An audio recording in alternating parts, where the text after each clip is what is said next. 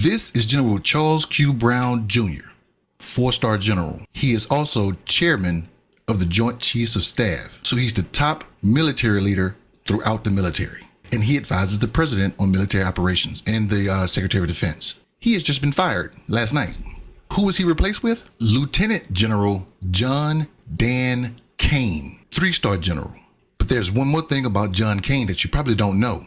John Kane is retired, so they're bringing him back to replace the four-star. No doubt John Kane is going to get promoted to four-star to be in that position. That's not the point here. The point is a lot of people in that MAGA world consider General Brown a DEI hire, probably because he's a black man. And he's the second black man to be in that position. I mean, General Brown didn't have any scandals or any secret affairs or any illicit goings-on that was going on. The man just happened to be black. This is no disrespect to John Kane. I don't know the guy. I don't know any of them. But why would the Trump administration go out and get a retired guy instead of keeping the one guy that they had, who is a four-star general and earned his way up there? Remember how they talk about merit? Doesn't General Brown rake the merit? General Kane retired, so he didn't do anything as a three-star that would get him a four-star and that would get him to be the chairman of the Joint Chiefs. General Brown did. Okay, this is Admiral Lisa Franchetti.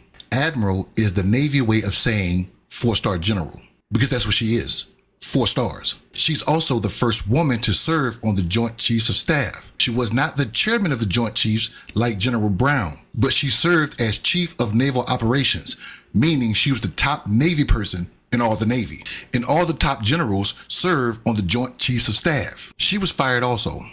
Who's her replacement? Admiral James Kilby. So let's get something straight. On its face, these two were fired and replaced by these two. Why? Now MAGA will go here and say, see, Trump is not racist. He's not prejudiced. He has a Latino in his cabinet. He has more women in his cabinet. He has a black guy in his cabinet. Mind you, he had one black guy in his cabinet, and they were both in charge of HUD, Housing and Urban Development. Again, I think Trump equates urban with black, which is why he put black people in those positions. I'm just saying.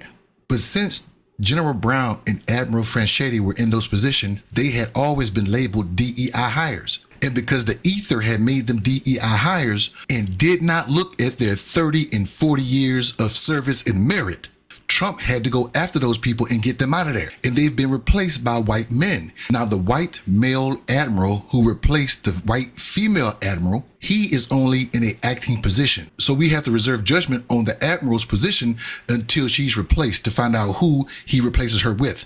But no doubt he's going to replace her with a white male, because what's going on in the country today is if you are anything other than a white male, you will be considered DEI, when we all know that Pete Hegseth, who's the Secretary of Defense, should not be in that position. He's not properly seasoned or trained to be in that position.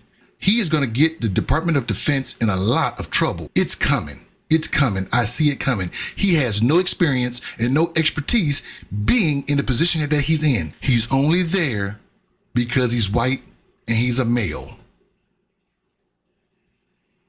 And he was on Fox News and he kissed Donald Trump's ass and, you know, whatever. So look for more black, brown, Latino, Asian women. Look for a lot more of this to happen over the next 4 years. And I guarantee you that's going to embolden the private sector to fire some black and brown and women in certain positions because they see the president doing it. And it's okay, I guess, now. What do you think?